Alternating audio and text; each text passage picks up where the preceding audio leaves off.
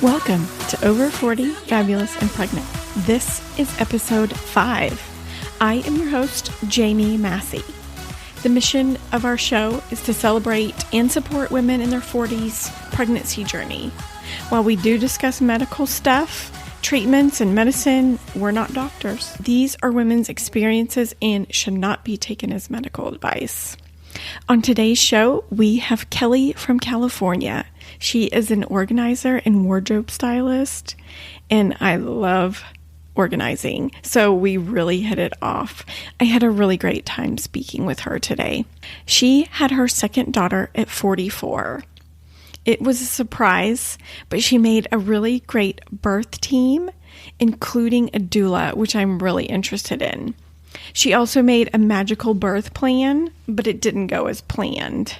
I do love how open and honest she was with her story, and that's exactly what we want to share on the podcast.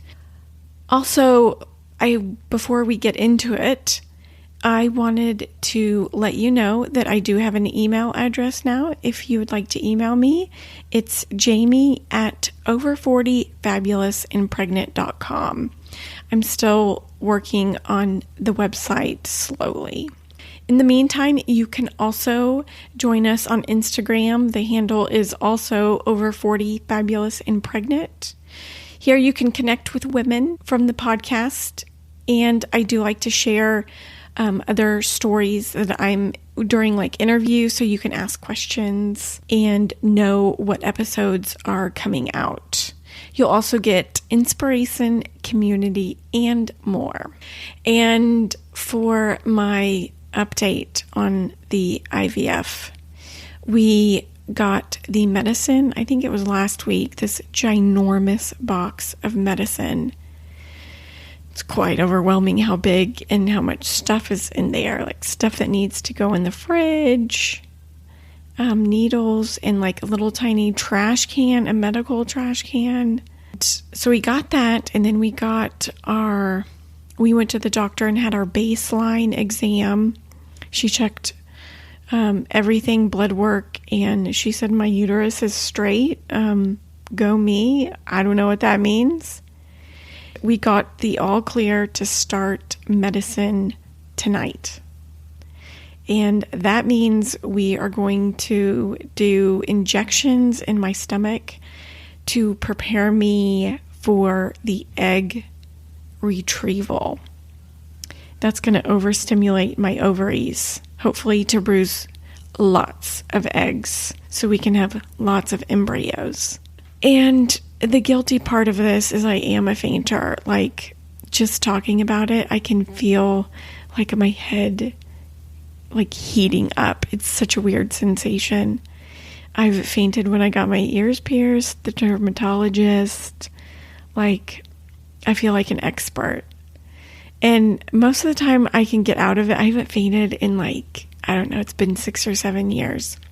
I have so much anxiety around this, and hopefully it will push me out of this fear, and I'll come out at the end being an expert needle giver to myself. Oh, I'm so scared, y'all. Really, let's get into Kelli's story already. Kelli, welcome to Over 40 Fabulous and Pregnant. Thank you so much for having me. I'm excited to be here. Yay. And before we get started in your story, tell us about where you're from, your family, hobbies, all that good stuff. Oh my. Okay. I am 44 years old. I live in Southern California. I have an almost 13-year-old daughter. We have a 2.5-year-old golden doodle who was to be the last baby of the family. But then lo and behold, we now have baby M. Baby M arrived 3 months ago, and she completes our family. So I was married prior to my older daughter's father, got a divorce, and remarried a few years ago. Well, actually, it's been more than a few. It's been 5. And it's just been wonderful partnering with my now husband and Let's see, hobbies. My goodness. I feel like my life right now is all about the girls. And if I'm not taking care of one of my lovely human daughters, I'm taking care of my fur daughter. And we love to go to dog parks, and we have an amazing dog beach down here. So we like that, and just time with family and friends, really. I feel like ever since COVID, and then with the puppy and now with the baby, I spend a lot more time at home than usual. Uh-huh. Yeah. So we love our life here in Southern And California. oh, I bet it's beautiful. And tell us, what do you do? You are an organizer? Yes, I'm a professional organizer. So I work with people's spaces, whether it's at home or in a professional work environment, whether office or, even something bigger than that, corporate spaces. And I started out as a wardrobe stylist. Gosh, I started my business 15 years ago. So I started in closets, and I've seen so many different types of and sizes and styles of closets and wardrobing areas. And so I have had such an honor and a privilege to work with women in that creative arena for the past 15 years. And then about a year and a half ago, I thought, okay, how else can I branch out? What else can I offer? Well, I'm already good at organizing. I do it in closets and dressers and, master bedrooms all the time. So let's just include whole house and office. So it's a little bit of a newer endeavor to have branched out, but I love working with women, and I find that when our spaces are organized, now I'm not talking perfect. This is not about perfection, right? This is just about organized in a system that works for the individual person. Our brains as women work better. We're not as frantic or fragmented. So it's a real joy, each client that comes my way. I love organizing. I know I feel so much better when my space is It's organized. so true. There's something about like a cleared off counter space or a freshly set dining room table. And it's just so, I feel like it's just a weight lifted off of our shoulders as women and as busy moms and all the hats that we wear in this life. So to be able to have areas that are organized, it just is really, it's really helpful, and I feel like it brings a different level of peace to otherwise very busy lives. Mm-hmm. At least something can be organized and in its place. Yes, absolutely. So tell me, this seems to be a surprise pregnancy. Yes, it was very much so. I realized last December that I hadn't had a cycle in a little bit. And I was like, no, like, I think I'm perimenopausal. I'm good. I'm almost 44, and no, like, everything's fine. And then I talked to my cousin who's a labor and delivery nurse, and she's like, you should probably go buy a couple tests just to be sure. So I went out that day and I bought 2 tests, and I was like, I was going to wait till the next morning. And then I was like, no, I'm just going to take one right now. And sure enough, it was positive. And this was like a week before Christmas. So it was, it was very unexpected, to say the least. I wrapped up all my tests. I thought those first 2 tests, I was like, no, those tests, I just bought bad tests. Like, there's no way. There's no way. But my boobs hurt, but there's no way. And then I went out and bought 2 more tests the following day, took those back to back. Those were both positive immediately. And I wrapped them all up and gave them to my husband as an early Christmas gift. And he just looked at me like, really? Are you serious? Are you sure? Really? Because he'd been wanting this. And I was the one that was like, no, I'm good. Like, we have an almost 13-year-old. We're 5 years to freedom. And so it's a very much a surprise, but she is an absolute blessing. And we can't imagine our lives without her. She is beautiful too. Thank you. Thank you so much. So how was each trimester? Oh, goodness. First trimester, once you enter the morning sickness phase, I just felt kind of ill almost all day, every day. I never got physically sick, and it wasn't just in the morning. It was just kind of the thing that lasted every day, all day. there were a few weeks where I barely ate hardly anything. I lived on ginger ale and crackers, pretty much, and maybe a banana here and there. So first trimester was definitely not very fun. I also had COVID during first trimester. So I was Oh my gosh. out for a few days in bed, just, I mean, already being kind of tired and just that yuck feeling that comes with first trimester.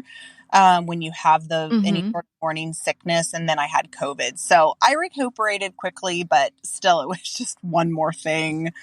Yeah, Yes. first trimester, and then kind of, thank goodness, that started to wane around, I think, 16 weeks or so. I started to feel a little bit better, and I had a little bit more of an appetite. And yeah, so second trimester was decent. I worked a lot my second trimester, and my work is very physical, a lot of bending, a lot of up and Mm-hmm. down, a lot of moving things. And so I worked as much as I possibly could second trimester. I probably actually overdid myself. But second trimester, I think most pregnancies, mamas feel great second trimester for the most part. And so it's really something that I encourage you to do all the things you want to do second trimester, because, if you want to go on a baby moon, or you want to just rearrange a room in your house or whatever, like, you're not at that dangerous stage yet, for those that aren't high risk pregnancy. And then enjoy your life too. Enjoy being out, enjoy being about, and do what you need to do, because third trimester, then you're tired and you're swollen and you're big and you feel all the feels and all the emotions. And Mm-hmm. it goes so fast looking back, but when you're in the trenches every single day, day in and day out, it's like, how am I ever going to make it? I remember thinking, with probably about 10 weeks to go, I can't do this anymore. I'm done being pregnant. Like, my body was just, I'm done being pregnant. You're having like parties in your belly at 4 a.m. and you're trying to sleep. And it's like, there's like just a party, like loud music, and someone's in there dancing. And it's just like, nope, I want my sleep, and I want to be able to sleep in the way I want to. So third trimester, I had more of an appetite, which was nice, since I didn't as much the first Mm-hmm. trimester. I ate a lot of spicy Thai food. I know so many people that say, don't eat spicy food, or I can't eat spicy food. It's one of the things I craved. Spicy Thai food. It was wild. Yum. Yes, very tasty, but I now I can't eat it. It's like so spicy. I'm like, what happened? It's incredible what our Oh, body. how weird. Yeah. Now I'm super sensitive to spice. Crazy. So I wasn't prior. Um so yeah, every trimester brings with it its own joys and its own challenges, for sure. If I could just give a word of encouragement to those mamas that are either trying to conceive or in the early weeks, as hard as it is, you're going to have weeks where you are wondering what is happening to your body and your emotions, and psychologically, you're maybe not in the same, positive space that you usually live in. Like, it's okay. Just go through it one day at a time and ask for help. I've had to ask for so much help during this pregnancy and postpartum, way more than I did with my first. And I think that's hard as women, because we're so used to being the ones Mm-hmm. offering help all the time. Whether we're taking care of other children, maybe we're taking care of our parents or another sick loved one. We have pets, we have bosses, we have employees. It's like, we're doing everything for everyone. And I really had to put any sort of pride or whatever that was aside and say, I need help. I deserve help. Like, women need to come together and say, how can I help you? There's a beauty in being able to offer help to someone who needs it and being able to receive. And so I think that's Mm-hmm. really something that I would encourage all the mamas to do, no matter what stage you're at. If you're trying to conceive and you need help in, whatever, even if it's just more emotional support and some sort of a tribe around you, if you will. And then obviously when you're pregnant, you want to be chatting with other pregnant mamas to get their tips and tricks. And then postpartum, wow, dump. I mean, are we including postpartum as the fourth trimester in this discussion? Because it is something that I Yes, realized I truly believe it it totally is. this postpartum kicked me hard. And I'm just literally today at the 3-month mark. And so I'm starting to finally feel like I'm coming out of this very thick haze. And I don't remember this with my first. There were other things going on there, but this was hard. It was really hard, to be honest with you. And Mm-hmm. I don't necessarily know if it's age related. I mean, I'm not as young as I was, obviously, having my first. Again, I'm 44 now, and I don't know how much of it is attributed to that, but I did also have an emergency C-section. So I know, having had massive abdominal surgery and then you bring home a newborn and then you're sleep deprived.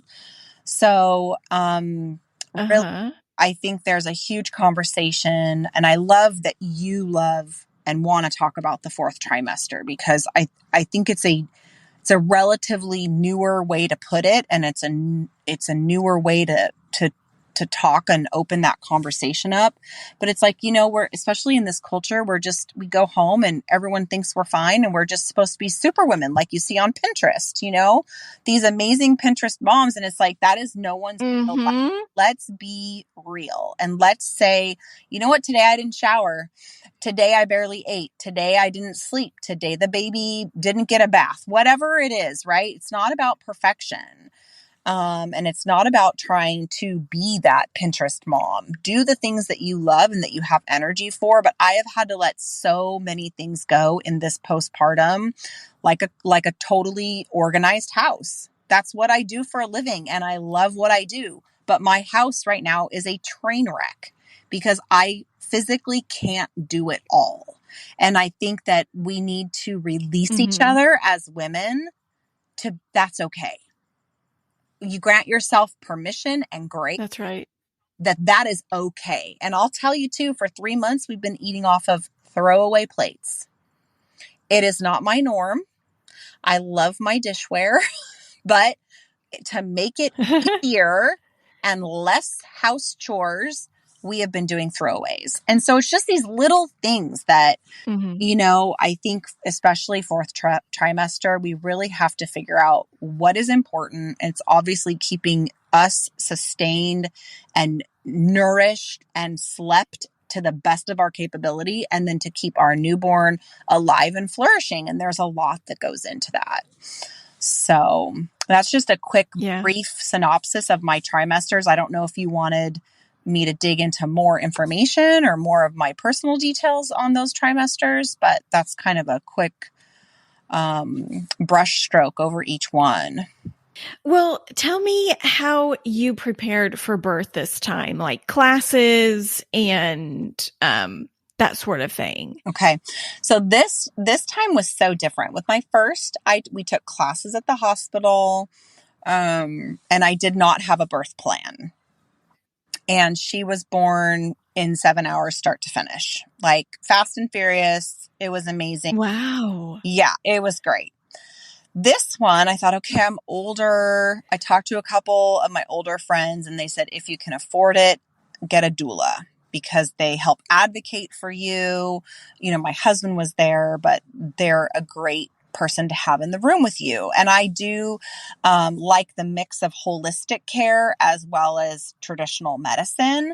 And so I thought, okay, this is great. I got Mm-hmm. acupuncture treatments throughout my pregnancy just to kind of ground me, and it took away any little pains or weird things that my body was feeling during the pregnancy. So I really enjoyed that. But everyone said, try to get a doula if you can. So we did. And then she started Mm-hmm. talking to me about, okay, let's do a birth plan, and watch all these videos. She has like her own, I don't know what to call it, like educational video series getting ready for birth. And so we watched that. And this is my husband's first. child. So I felt like a lot of these things were really important to do for him and with him. One, so that he had a complete experience, and two, just so that he would have some knowledge. So there's a lot of things that we did because of that. But so I went into I went into the hospital. I had my doula. I had my birth plan. Everything was typed out, looked amazing. I had prepared this basket for the nurses station with all these goodies and fun things in there. Now, keep in mind, my cousin is a labor and delivery nurse and has been for almost 16 years.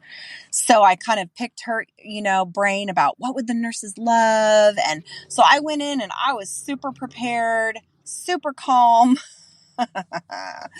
Let's just say the birth plan was thrown by the wayside very fast. And it's something that I've heard, and I thought it was like a wives' tale, oh, I had my birth plan and then it didn't go at all like that. And that was completely my experience. So I don't know if all birth plans are kind of jinxed or what happens there, but there is Mm-hmm. something to that. And I don't know if any of your other guests have had a similar story like that, but I feel like a lot of women are like, oh yeah, if I wrote down my birth plan, it was totally the opposite. But if I didn't write down anything, it was great. I'm like, okay. Uh-huh. So needless to say, we did all this wonderful preparation and we were ready to go, but I never researched C-sections because in my mind, Uh-huh. my first one vaginally in 7 hours, my body knows what to do. My body can do it again. I have faith in my body. It was created to do this. And now here I am after 30 something hours of laboring, facing an emergency C-section. Ugh. But that was the one thing that we never researched, read about, talked about. So, you can plan, but things can always go a little haywire. So let's talk us through your birth plan that you plan to have. Okay. I wanted minimal interventions. Mm-hmm. My doula was there the whole time, so I wanted to be able to do as much of those types of exercises and stretches and interventions, the holistic interventions that the doula does, as much as the hospital would let me. I don't know. I think it varies state to state. California is a little bit in a traditional hospital. They don't give you a ton of leeway with that. Let's see. So minimal Mm-hmm. interventions, my doula and all of her amazing tips and tricks. I wanted to go down that path. I was open to having an epidural. I had one with my first and I didn't personally have a problem with that. And so I was fine doing that, but I wanted to try to wait till I was dilated to maybe a 6 or a 7. So I wasn't on an epidural too long. Let's see what else. I wanted to be able to eat and drink because you hear so many horror stories about how a hospital would just give you ice chips. Yes. I said, absolutely not. And the doula said, no. We're going to pack snacks. And when no one's in the room, you're going to eat something. If they're going to be really strict, that was kind of our plan. We had oil, Yes. had a bouncy, like one of those big exercise balls. We had a lot of it going, and I was in a traditional hospital. I needed that reassurance since I did have a miscarriage 5 years ago and it was quite an ordeal. I wasn't ready to put myself personally for a home birth or at a birthing center. I needed to be sure. It was like a reassurance for me that if something went wrong, I could have medical intervention immediately.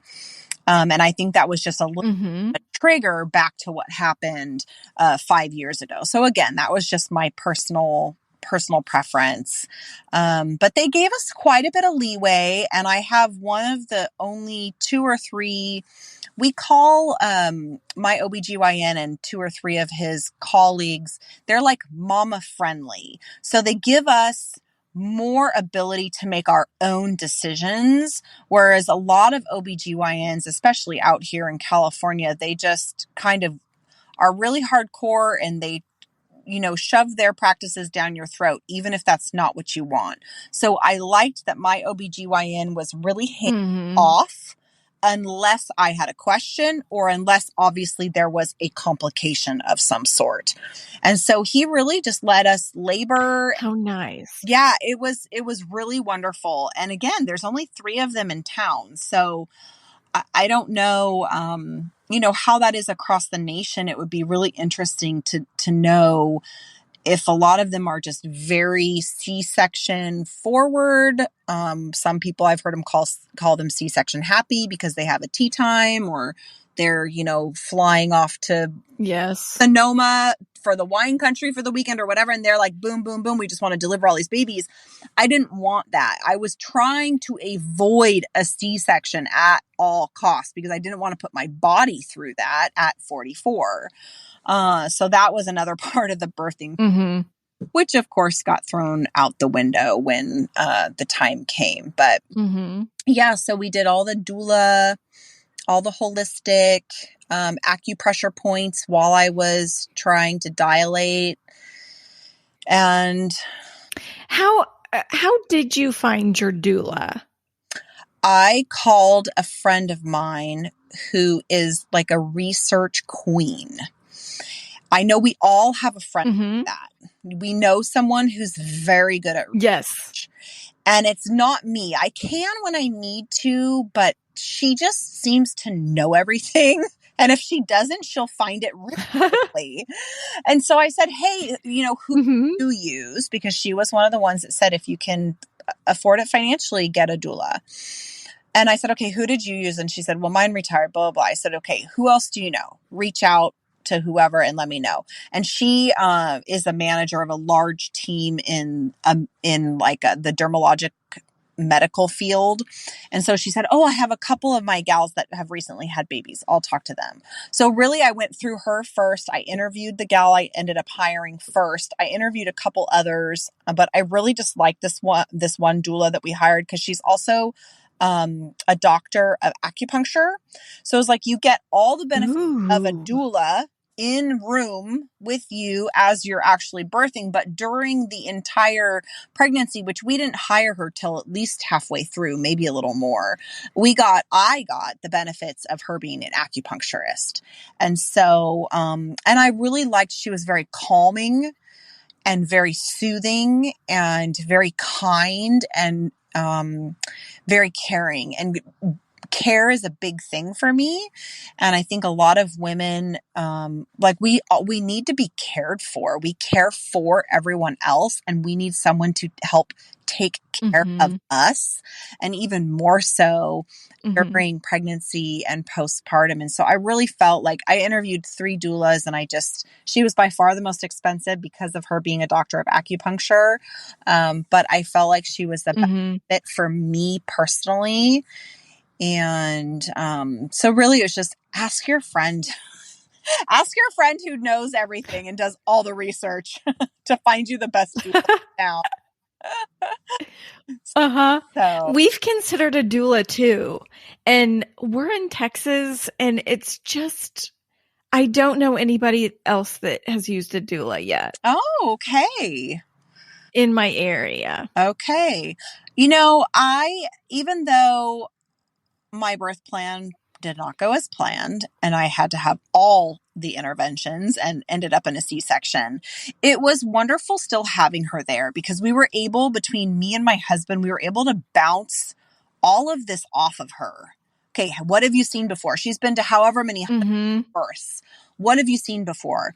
What do you think about this? What do you know about this? And so when they would come in and say, we don't like how this is looking, or, whatever it was, then we'd say, okay, can you give us 10 minutes? We're going to talk about this. And they would exit. And then it was just the 3 of us. We were like a team.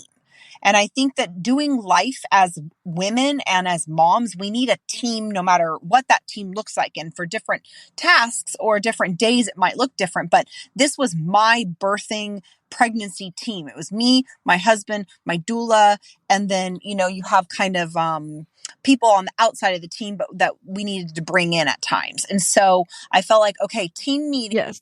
what are we doing? And what do you know? And so normally they're a wealth of knowledge. And I think that's important to have because my husband wasn't researching this stuff. And I only, I know what I know from being a mom for almost 13 years, but it's not what the doula knows and what the doula's seen. And so I really felt like even though it was definitely an extra cost, it was worth the money. Let's put it that way. It was worth the cost for her knowledge and her care. Just having someone else there. Yeah. I love how you put that y'all are a team and like the doctors are like the outsiders and you're bringing them in as a tool. That's perfect. Because if not, they'll tell you, oh, you need this or you need that, or they're going to pump you full of medicine and they're not going to tell you why or what it's doing or what it's for. And so while I'm not opposed to medicine, and this last birth, I had all the things, but I want to be aware of what is happening. And there was a point at my, in my laboring with baby M 3 months ago that I got to a point where I was not doing well and I needed her to basically take over and not start making medical decisions for me, because she can't do that. At least in the state of California, she can't do that, but she can counsel me, or she can say, everyone needs to leave the room. We need 30 minutes. Like, she's not doing well. Let's just clear the room. And so it's just having another advocate. And I'll tell you, it's also wonderful for the husbands. There's a part of me that believes very deeply, especially if this is anyone's first baby, like unless your husband or partner is a huge research buff and they want to do it all themselves, it's wonderful to have the doula there for the partner, because they can put them to work. Oh, okay. Like if they see the mom starting to, maybe a little distress or some pain, discomfort, and dad can't handle it, so you can say, okay, why don't you go get a coffee? Or can you go get us some water with ice? Like, give them tasks and they can help read the room. So they can help direct partner. They can help, bring him in when the time is right. Like, as far as bringing him in close, like maybe right to the bedside, whisper sweet nothings into her ear, get that, all those good hormones flowing, tell her how much you love her, tell her how much you can't wait to meet the baby. Like, so it's just, it's kind of, she's also managing the space, which I really liked. And I think it's really helpful that they're not just there for me, as they're not just there for the mothers, they're there for the other partners in the room. And it makes a big difference in the end. Yeah, I love that. They seem like such a great thing to have during your birth. Yes, really, truly. I'm an advocate. So tell us about the birth. Tell us that story. It was a Tuesday morning in the wee hours and I couldn't sleep. So I got up and I got a snack and I was sitting on the couch watching a movie, and it was dark. And I was there, I don't know, 45 minutes, maybe an hour. And then I kind of just moved a little bit different, changed my angle that I was sitting on the couch, and I felt this rush of liquid. And I thought, I just went to the bathroom. What's going on? And so I kind of waited. I grabbed some towels and I kind of waited. And with my first, it was like the floodgates opened and whoosh, just outright there. It was not a trickle of any sort. And so this was more of like a very steady, more than a trickle, but not a flow. And so I kind of sat there waiting for a while thinking, is this really it? Because it was over 3 weeks prior to my due date. And so I was caught by surprise, to say the least. And I waited about an hour and I thought, okay, I'm still trickling, so I should probably wake up my husband. And I didn't really go into contractions. I had been having contractions off and on since I Actually, they started the night of 4th of July, which was way too early. That was over like 4.5 weeks prior to my due date. So that was a little bit too early. And I had to basically I put myself on forced bed rest, which was really hard for me. I still had clients, but I needed to chill out because she needed to stay in and cook a little bit longer, if you will. And so anyways, that morning that was a Tuesday. So I went and woke my husband up about an hour later and I said, okay, I just need you to know, like, you might want to pack your bag. Let's get some stuff together. And my older daughter was coming home from the UK. She had been there for a family wedding on her father's side, and we were going to pick her up that morning. So I thought, well, I'm not going to miss time with her after such a monumental trip. This was her first trip to Europe. And so I thought, okay, I've got to hold myself together for about 5 more hours. And I knew if I called my OB, they'd send me to the hospital, because as soon as your waters break in any capacity, you kind of go on a countdown clock. And depending on the doctor and the maybe the state, there is a limit of how many hours they're going to let you go until they take the baby. If you don't deliver vaginally, they're going to do a C-section, because they say that there is a risk of infection. The longer your waters have broken, there is a risk there. So we got my older daughter. We had breakfast around the table. I was trying to hold it together and just be like, it's just another day. This is no big deal. It's fine. I wasn't in massive contractions, so that was a saving grace. But we sat around the table and had breakfast and tried to hear about her trip. And then I thought, okay, I think it's really time to go to the hospital. My water broke around 5:40 in the morning. This was now about noon. I said, I think it's time that we go and at least get to triage so they can check me and see what's going on. Maybe I'm dilated. So we got there around 1:30, checked in, and they immediately got me into a room. And I started, I guess, not active labor because my body wouldn't progress. I checked in, I think I was like a 2. And so we did all the doula things, and we're walking the halls and we're stretching, we're doing lunges and squats and all these wonderful things that you can do while you're in labor. And my body just was not progressing. So, I'm trying to think what time it was, but I'd say that evening they started bringing up Pitocin. And I think, the doctor thinks that we should start Pitocin. Maybe it'll kick my body into gear, et cetera, et cetera. And I was really trying to hold off of that. Again, I wanted minimal intervention. And so we talked about it and kind of, dragged our feet a little bit, trying to buy some time. And nothing was happening with my body. I was just stuck. Like, I was not dilating any further. And they were continuously worried about that countdown clock with how long my waters had been broken. So at some point I consented to Pitocin. So they ran Pitocin. I know I was definitely on it the following morning. And I will tell you that my contractions, they started getting stronger. I did end up dilating to a 4, but so my waters broke Tuesday morning. This was now like Wednesday, mid-afternoon, maybe noonish, early mid-afternoon. And I just wasn't dilating. And so they really started bringing in, more ideas of what we might need to do. And at that point, I was on Pitocin. It was rather strong, at least for my body. I was having contractions and I was uncomfortable. So I said, okay, let's do an epidural. I didn't want to take it at a 4, but if I'm going to keep dilating, I don't want to be in this kind of pain. So they gave me an epidural, and unfortunately, it was a little too much for my body, I guess. He gave me a little bit too much, and I didn't do very well with that. So, thank goodness What the doula happened? was there.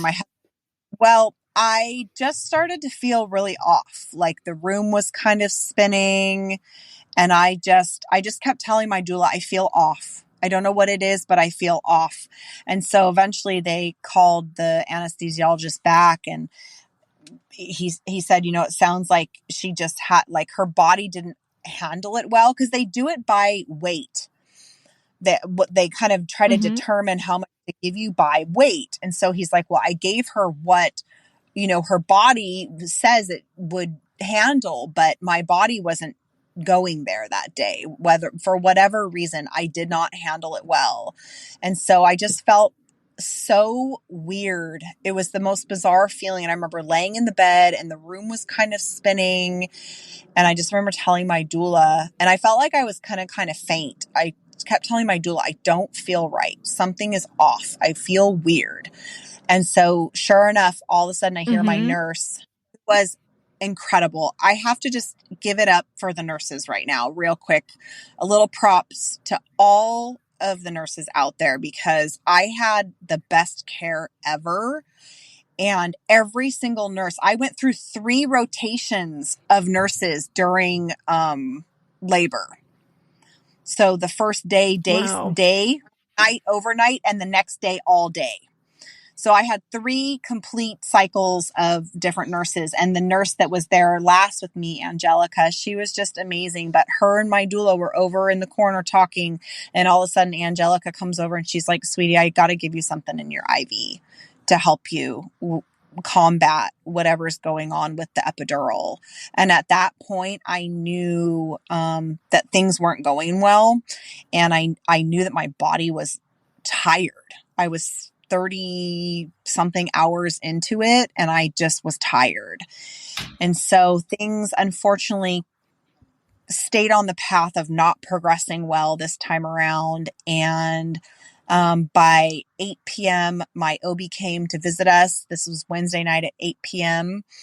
And he said, Mm-hmm. I'll let you go. I'll let you keep going hour by hour. But that means I have to check you every hour. And every time they check you, again, they're worried about an increasing infection. Anytime let's say introduce something to the canal, there's always chance of infection. And I had already been, my waters broke at 5 a.m., let's say on Tuesday. This is now 8 p.m. Wednesday. So he was very concerned. And he said, but if it by midnight, nothing is happening, we're taking you for a C-section. And so I just Mm-hmm. remember we cleared the room, my husband, the doula, and I sat there and I just cried, because it was not what I wanted. And I didn't feel physically, Mm-hmm. mentally prepared for a C-section at all. I was terrified. I've never had surgery before. And so for this to Mm-hmm. be a first surgery, but I want to tell everyone out there, like, if you have to have a C-section, I promise it will be okay. It is big. I'm not going to lie. It's a big, massive abdominal Mm-hmm. surgery. But they took such good care of me. There was an entire team there. I mean, it was amazing for what it was. But anyways, at 8 Mm-hmm. o'clock, my team, my doula, my husband and I, my team, we sat and we discussed and cried. And I looked at my husband and he said, it's your call. You've done this before. You're the mom. It's your call. But this, and I said, I think I just have to do it. Like, I'm tired. I don't want to keep going. And what's the point of doing it at midnight, going into or an emergency C-section at midnight when people are all really tired by that point? Why don't we just do it right now? I don't think it's worth it. How my Uh-huh. body only dilated to 4 in over 30 something hours. So I thought, you know what? I have to just heed what my body was willing to do and what it wasn't. And they prepped me for surgery. So it was definitely all very unexpected. It went not at all according to my birth plan. Mm-hmm. But the most important thing is that, we're cared for as moms and made safe in whatever way that's possible, and that our babies are safe and healthy. And they didn't like her heart rate. Her heart rate was dipping after every contraction. And that was Mm-hmm. the biggest reason why they wouldn't let me keep going. They thought, okay, no, like it's C-section pretty much now. And then they rushed me to the OR. And that was about 8 o'clock. That was, yeah, we made the decision around 8:30 and I was in the OR, I think by 9:15. Wow. And so 9:15. So at 8 o'clock, you were still only a 4. Yes. You poor thing. Yes. It was quite a wild ride.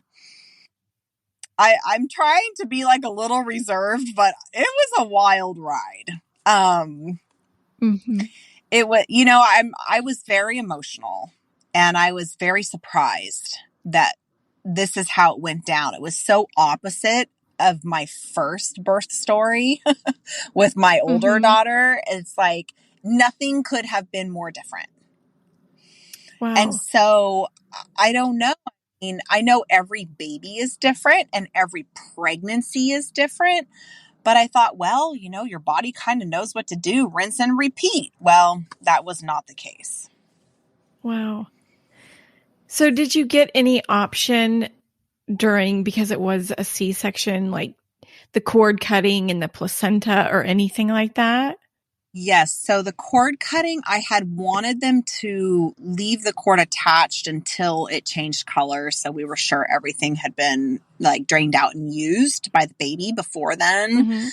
Mm-hmm. But with the C-section, you don't get very long for that. Now, I have to say that if someone does have to go down a C-section route and your partner is there, that it was a sweet moment for my husband to be able to be involved in that manner. So he got to cut the cord. Mm-hmm. And as far as the placenta, that was a part of my birth plan. I saved it and my doula rushed it off to a friend of hers who does placenta encapsulation here in town. And so I had that turned into capsules to then take postpartum. The research that I had done and the information my doula shared with me was that it's supposed to help, one, kind of re-nourish your body after such an ordeal. And also, two, they say that it's supposed to help kind of ward off any sort of postpartum depression or the baby blues.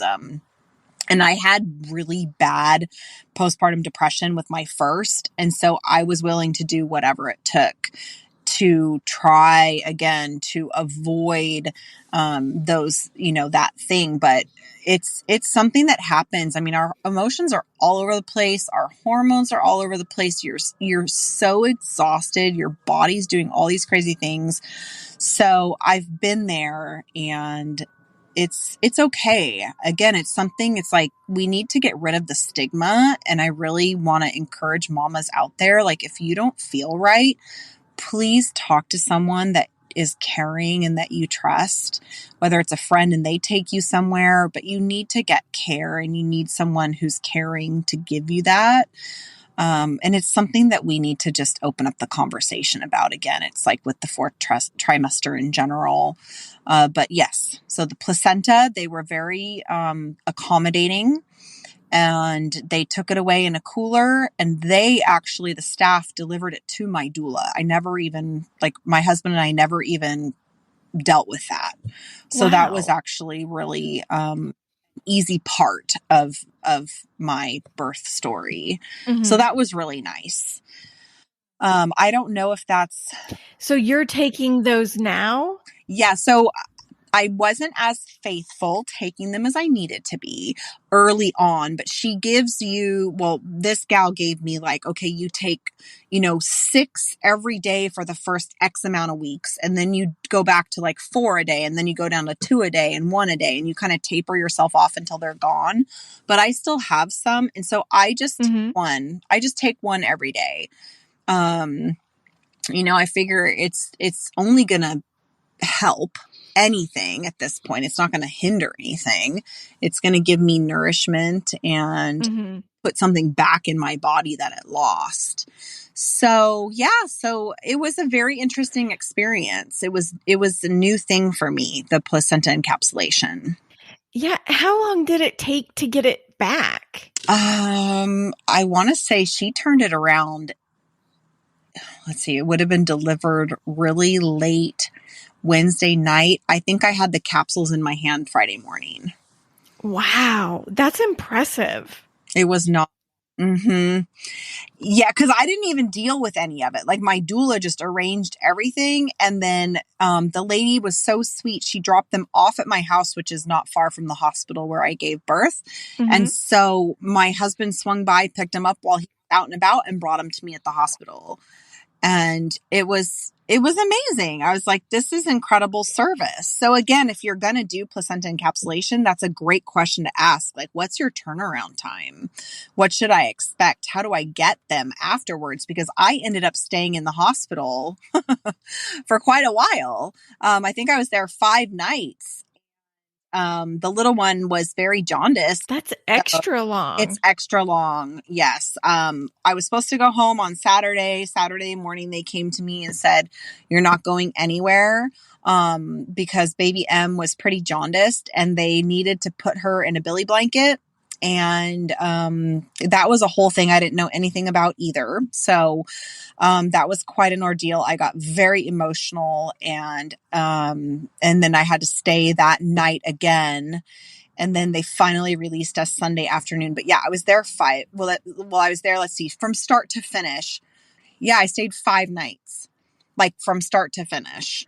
Wow. So it was a long, I was in the hospital for almost an entire week from the time I checked in to the time I checked out. It was a wild experience, but you know what? Postpartum nurses, again, shout out, those ladies were incredible. It didn't matter day or night. The night nurses were, I mean, every nurse was incredible. So I don't want to say the night nurses were even better, but I had one really hard night in postpartum. And I remember just pressing that magic button on the hospital bed, and they just come rushing in. One scoops up the baby and starts loving on her. And one comes over to me and checks me, makes sure kind of vitals and all that is okay. And then, what do you need? Do you need a snack? Do you need a drink? I'm going to get you some water. Are you cold? Are you hot? And it was just, so, again, did I plan to stay in the hospital for 5 nights? Absolutely not. But Hmm. to be cared for on such a deep level in such a vulnerable state is really a very magical thing.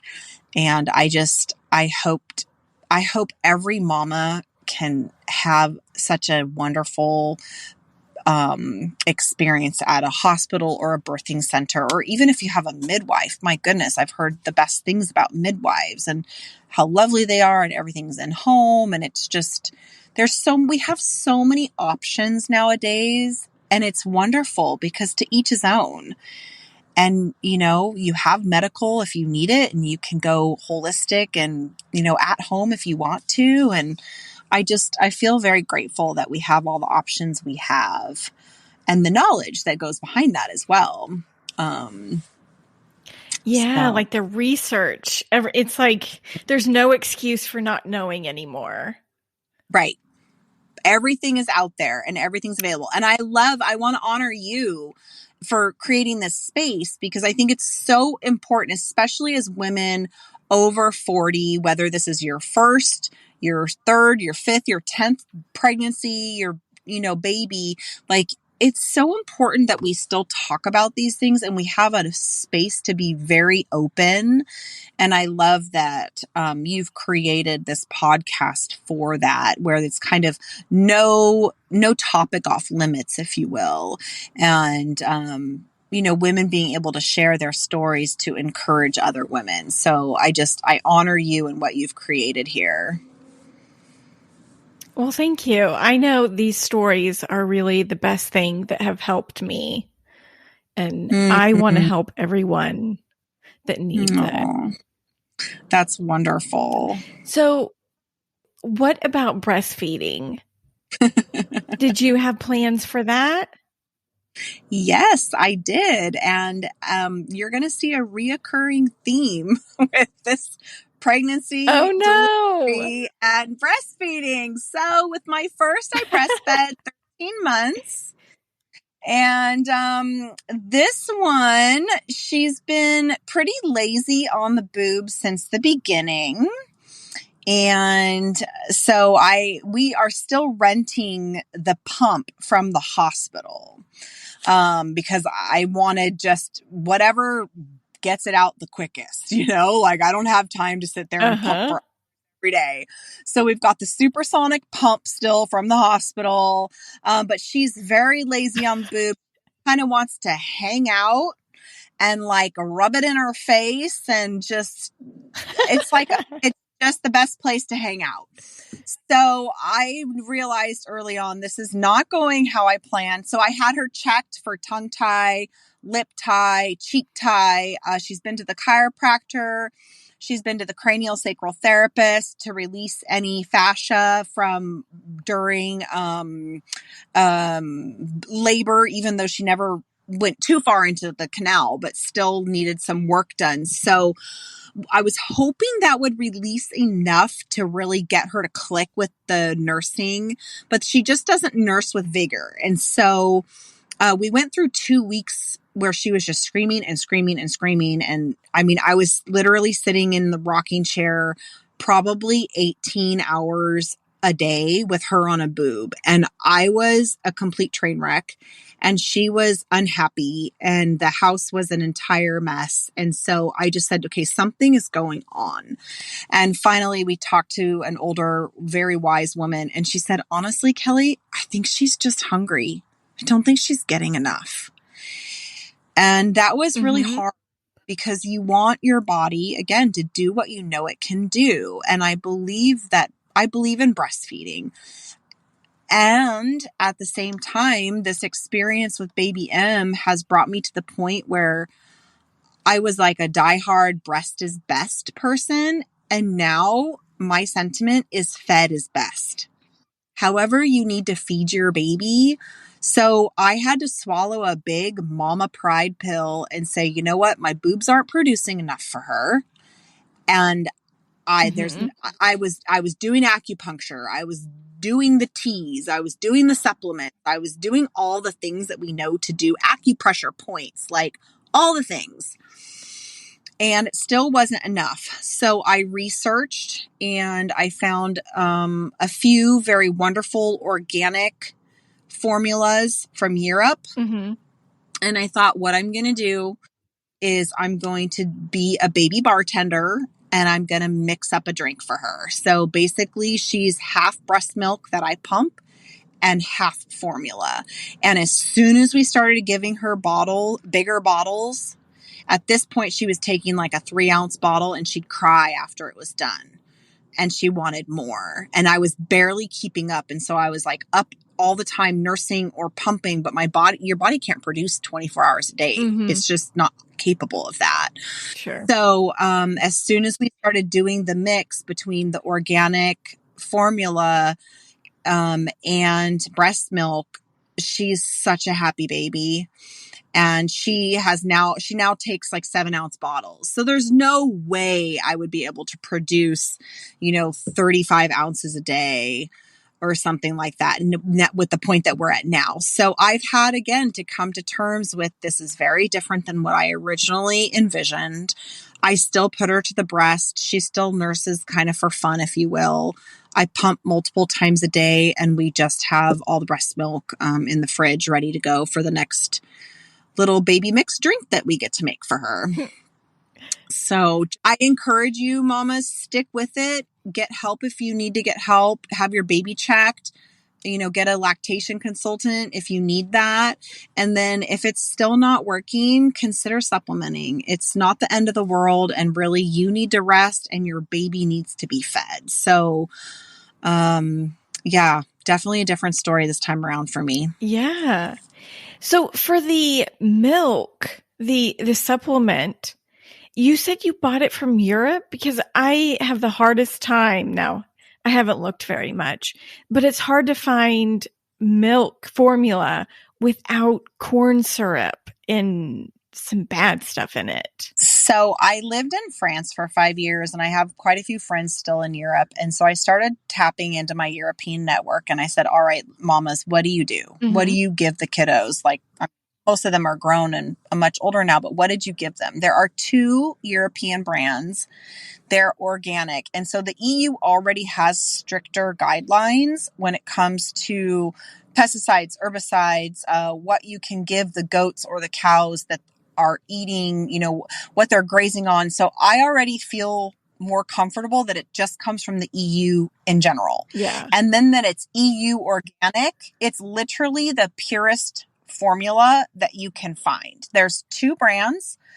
I'm not sure I'm going to pronounce them correctly because I believe they're both German. One is Dutch and one is German, I think. There's HIPP, and there's Holly, HOLLE. And so I thought maybe she had a dairy allergy because of all the crying. And I thought, oh, that's something easy I can nix from my diet right away. And dad is lactose intolerant. So I thought, okay, I'm going to nix dairy. And so I just decided when I started researching Hip and Holly, that I was going to put her on a goat formula. Mm-hmm.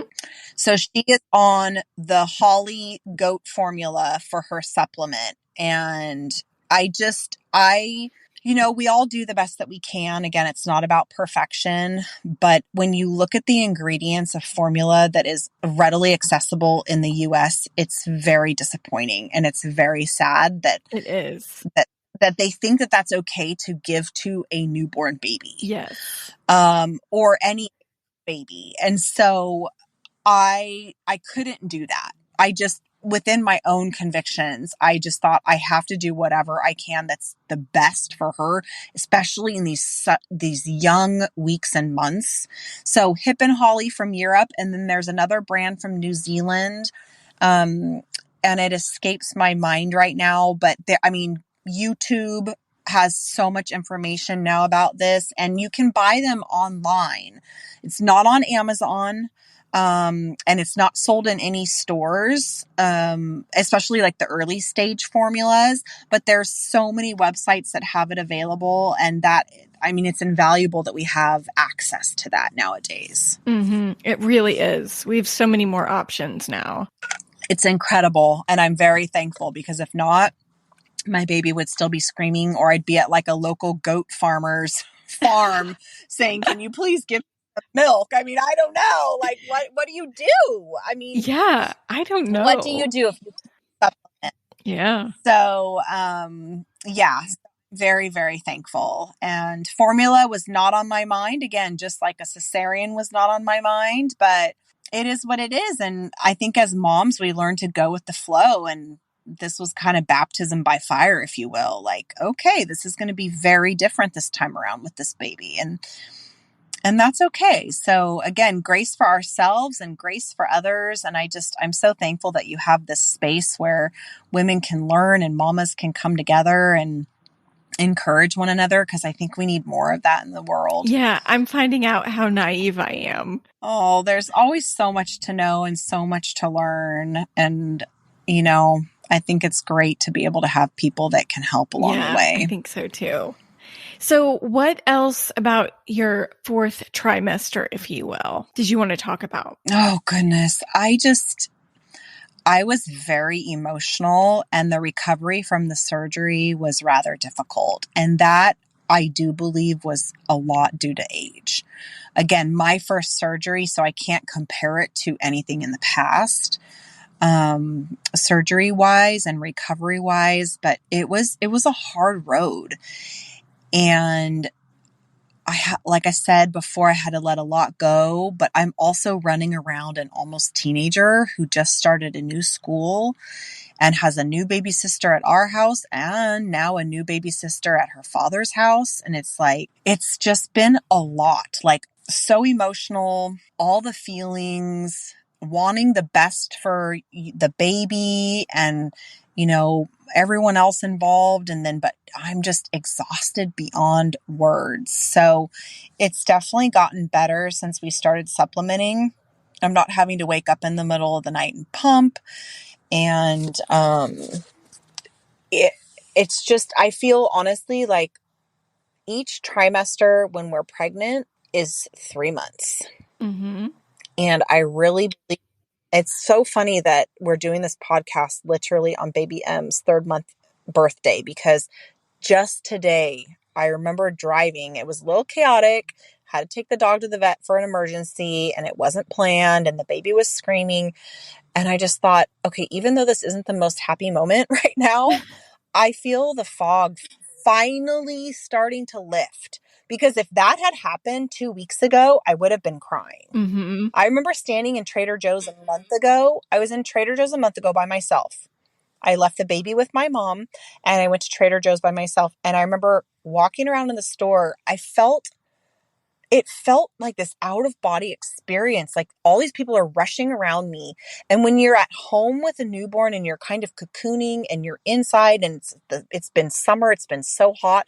So we've just been, hiding out in the AC for 3 months pretty much. Mm-hmm. And then you go out in public and you're like, these people's lives haven't changed. And mine has changed drastically. Yeah. And I stood in the middle of Trader Joe's and I remember I just tears, I couldn't help it. They just started running down my face and I remember telling myself, "Pull it together, woman. You're buying groceries. Everything is fine. Like get your groceries and go home." And it wasn't like I needed my baby right then. It was just, it's all the emotions and those hormones. It's Yes. no lie what they say about the Oh, hormones. yes. Oh gosh. And so I've had so many experiences like that. I had a little car problem and I had all 3 of the girls in the back seat and my husband was at work and it was a hot Saturday afternoon and I was stuck on this road and I just lost it. And I'm usually someone who's very scheduled and has things pretty well together and I'm prepared and I just these crying outbursts that I literally cannot control. It just Uh-huh. happens. So I really, again, being able to ask for help, or if you have that friend who's had the kids and is like this, kind of Mary Poppins like person. I have this one friend, dear friend, her name is Maggie. She came over early on. She's like, "Oh no, this won't do. You over here, put this pillow there, do this, do that. Kelly, you need to put this recovery C-section belt thing on. Okay, you lay down here. This is now your new home for the next 4 weeks. Okay, you go wash the dishes." Like she just came in and just started giving directions and taking care of me, but yet putting people on task. And it was like, oh, thank you. So we need someone like that in that 4th trimester. And maybe that's a doula.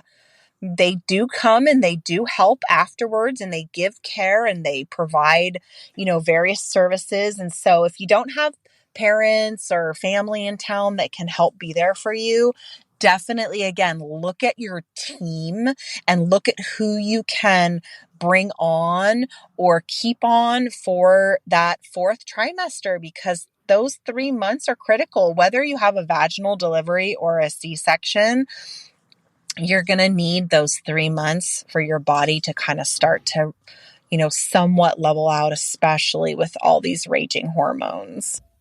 Oh, it was wonderful. Everyone needs a girlfriend like that. Yes. Yes, they're It was wonderful. so helpful. And then it's not you, having to be bossy pants, as my husband puts it. Like, I wasn't having to be bossy. It was someone else, and no one gets offended by that. It's like, oh, okay, well, if they say so. But, if like new mom says it, oh, she's just emotional or she's so needy or whatever they want to say. And so it was so lovely. It was just do this, do that. Okay, Kelly, you do this. You don't do that. And it was wonderful. So we all need those types of people around us. They definitely help. Yes. Yes. So, do you think you'll have more kids in your 40s? I don't think so. I think after my experience with our miscarriage 5 years ago and just how different this birth was with baby M, and honestly, just my sheer level of energy or lack thereof at this point, Mm-hmm. I don't think so. I really don't think so. It's My husband would love to have more, but we live in a cute little, but we are in love with baby M, and we're so thankful for her and grateful to have this is kind of a redemption story for both of us, and in different ways, but with our past marriages. And so it's been a really sweet road to be on with him. But I think we're just happy with our 3 girls, 2 humans and 1 dog. Kelli, thank you so much for sharing your story with us. I hope you enjoyed Kelli's story. You know, it just goes to show that you can be a super planner and things don't always go as planned, but you just have to be flexible, I think. And do remember, if you want to email me at jamie@over40fabulousandpregnant.com and join us on Instagram with the same handle, and we'll see you in the next episode. Bye.